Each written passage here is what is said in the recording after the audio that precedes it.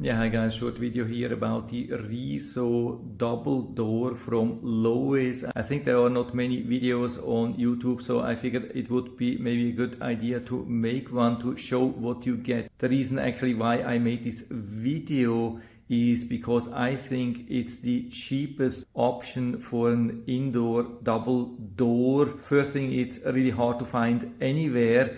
And I think the version from Home Depot is quite more expensive. So the RESO from Lowe's is the cheapest option probably. By the way, it's only cheap when you buy it because you have to do a lot of installation. You have to change a lot, you have to add a lot, and it can add up quite a lot. So the end result here, I mean, we have done everything with a contractor and he had to work almost a week on the whole project. I mean, it's not the youngest guy anymore, but there were so many problems that it added up at the end to around $1,600. So the original price, $690, something like that, and the end result, the door plus all the work from the contractor, was then around $1,600. Of course, not every installation will be so difficult, but depending on the situation, it could be quite difficult and require quite some additional work. So a couple of details I want to show you. I mean, all the openings here, the locking mechanism, everything you have to buy on your own, you have to install on your own. There are no holes here, no holes here. There is no hole here as well. So you really have to drill and add everything. Also the opening here, of course, same thing. Here we don't have a real lock. This is just like to pull out. So we can pull it out. You can see here on top, that's the locking mechanism. I mean, not a real locking mechanism. It's just like a snap in. Our contractor had cut this out here and recessed this a little bit, not totally. I wished he had cut out even more. I think he has been working a couple of times on this one here to allow the door a little bit easier to push in and pull out. It's still pretty hard to close here. You can see that here. By the way, on the top we have this ball here which is then pushed here inside. I hope you can see that here. And so this is how it somehow locks. But of course it's not a real lock. If you need a real lock, you have to buy something else, but at least we can close the door, something like that. Usually I do it here, but of course you can also just close it down here and then we close the door like that. Yeah, it has a little bit of a gap. We can still work with that. I think we can optimize that. Regarding the hinges, you can see that here also trim. The contractor had to work a lot with the trim as well.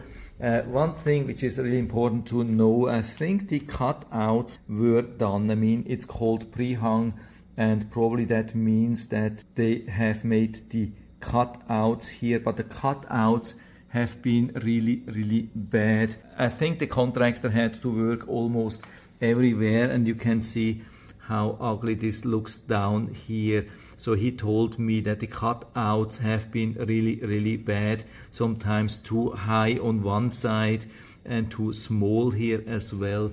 Yeah, that's definitely not a good thing. And of course the big thing here is that the wall is super wide because it's the old outside wall of this home here, and so he had to work a lot on this trim here also inside. Of course that has cost additional time and money at the very end. What I also wanted to let you know, that it arrived with quite some damage. I mean, it was somehow nicely packaged. Yeah, we still have this frame here. You can see that here.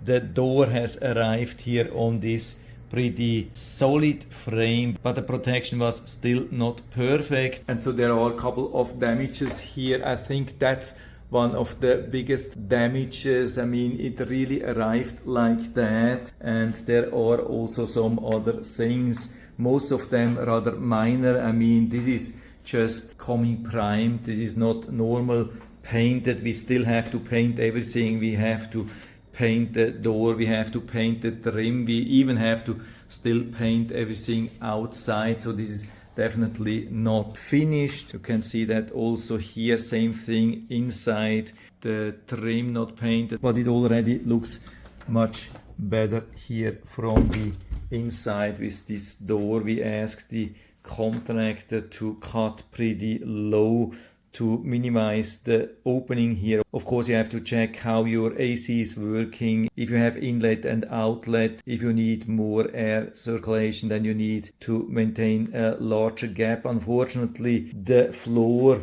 is not straight here, so that's the only thing the contractor could do. We have been talking about maybe cutting it a little bit leaning, but we decided against that. Maybe we'll have to do the floor again, so we could make it straight and have an even gap underneath. But overall, I would say, yeah, it's a nice door. It's really beautiful.